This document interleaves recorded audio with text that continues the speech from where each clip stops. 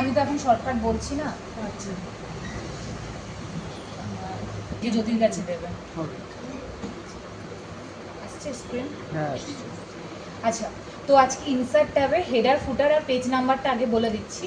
তো header insert করতে গেলে ইনসার্ট ট্যাবে গিয়ে হেডার অপশনে ক্লিক করলে পেজের ওপরের দিকে একটা ফাঁকা জায়গা আসে যেখানে কিনা আমরা হেডার ইনসার্ট করতে পারি। তো ইনসার্ট ট্যাবে গিয়ে হেডার অপশনে গেলে এখানে অনেকগুলো প্রিসেট আমরা পেয়ে যাব। এখান থেকে যে কোনো একটা প্রিসেট চুজ করতে হবে, করে যদি মনে করি এখানে নিজে থেকে কোনো একটা নাম দেব, দেন এখানে সেই নামটা এখানে লিখতে হবে। লিখে পেজের মধ্যে আসতে গেলে হয় পেজের মধ্যে সে ডাবল ক্লিক করতে হবে অথবা স্কেপ বাটন চাপতে হবে। তো তাহলে ওখানে হেডারটা হয়ে যাবে। একবার হেডার নেওয়ার পর তুমি এন্টার দিয়ে দিয়ে যখন পেজ বাড়াবে বা পরের পেজে যাবে, তো সেখানে সেম ওই হেডারটা দেখাবে। সেম ফুটারটাও একই রকম। ফুটার অপশানে গিয়ে এখান থেকে ফুটারের স্টাইলও চুজ করতে পারো। যে কোনো ফুটার স্টাইল চুজ করলে ফুটারে গিয়ে যদি মনে করো কিছু একটা লিখবে, দেন এখানে কিছু একটা লিখে নিলে, লেখার পর ফুটার থেকেও বেরোতে গেলে স্কেপ বাটন চাপতে হবে। তো ওই পেজের মধ্যে ওই ডকুমেন্টে যতগুলো পেজ আছে সেই পেজে হেডার আর ফুটারটা শো করবে।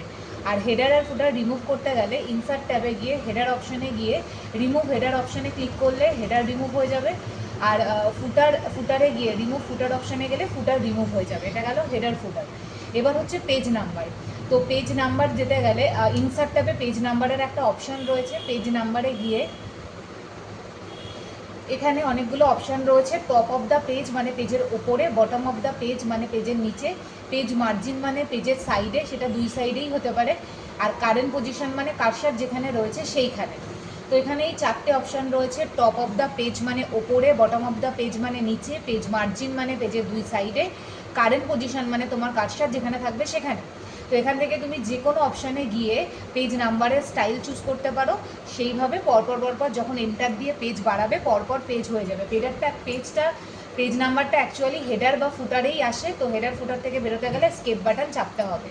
আর যদি মনে করো পেজ নাম্বার রিমুভ করবে, তাহলে ইনসার্ট ট্যাবে গিয়ে পেজ নাম্বারে গিয়ে রিমুভ পেজ নাম্বার অপশানে ক্লিক করতে হবে, তাহলে পেজ নাম্বার রিমুভ হয়ে যাবে।